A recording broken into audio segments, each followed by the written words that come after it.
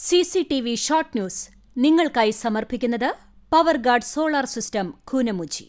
നമസ്കാരം. CCTV short ന്യൂസിലേക്ക് സ്വാഗതം. കുന്നംകുളത്ത് LDF സ്ഥാനാർത്ഥി AC മൊയ്തീനെതിരെ അപര സ്ഥാനാർത്ഥിയായി നാമനിർദ്ദേശ പത്രിക നൽകിയിരുന്ന എടപ്പാൾ സ്വദേശി KP മൊയ്തീന്റെ പത്രിക തള്ളി.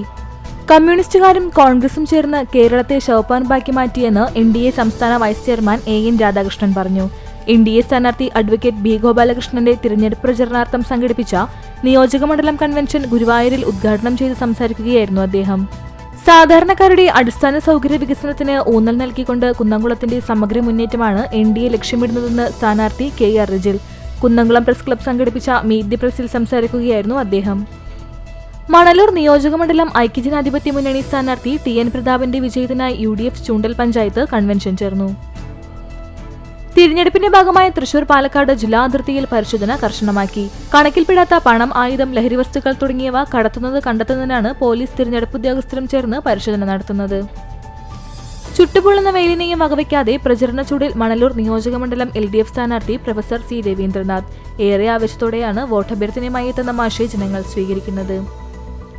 സ്നേഹ സൗഹൃദങ്ങൾ പുതുക്കി കടവല്ലൂർ പഞ്ചായത്തിൽ കുന്നംകുളം മണ്ഡലം LDF സ്ഥാനാർത്ഥി AC മൊയ്തീന്റെ പര്യടനം. പാവറട്ടിയെ നീലക്കടലാക്കി മണലൂരിലെ UDF സ്ഥാനാർത്ഥിക്കായി വനിതകളുടെ റോഡ് ഷോ. നിയമസഭാ തിരഞ്ഞെടുപ്പിന്റെ പശ്ചാത്തലത്തിൽ പ്രത്യേക സംഘം പരിശോധന കർശനമാക്കി. വ്യാപകമായി പരിശോധനകൾ നടന്നുവരുന്നുണ്ട്.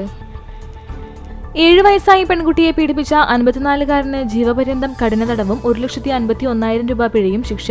പാവറട്ടി തച്ചേരിയിൽ വീട്ടിൽ വർഗീസ് മകൻ ലോറൻസ് ബാബുവിനെയാണ് ചാവക്കാട് അതിവേഗ സ്പെഷ്യൽ കോടതി കുറ്റക്കാരനാണെന്ന് കണ്ടെത്തി ശിക്ഷിച്ചത്.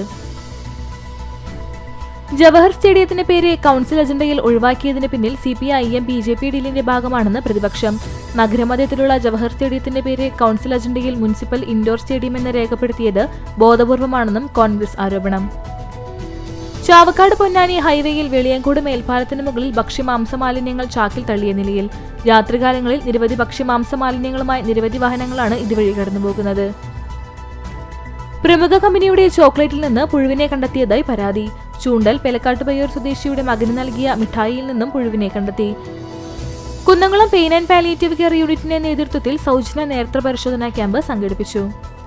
Pazhanji government vocational higher secondary സ്കൂളിൽ ജൂനിയർ റെഡ് ക്രോസിന്റെ നേതൃത്വത്തിൽ കൊടുംചൂടിൽ അകപ്പെടുന്ന മിണ്ടാപ്രാണികൾക്കായി വിദ്യാലയാങ്കണത്തിൽ തണ്ണീർക്കുടം സ്ഥാപിച്ചു.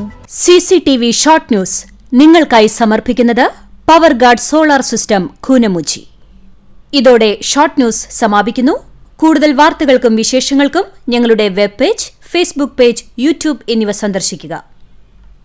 തത്സമയ വാർത്തകൾക്കായി www.cctv online.tv സന്ദർശിക്കുക.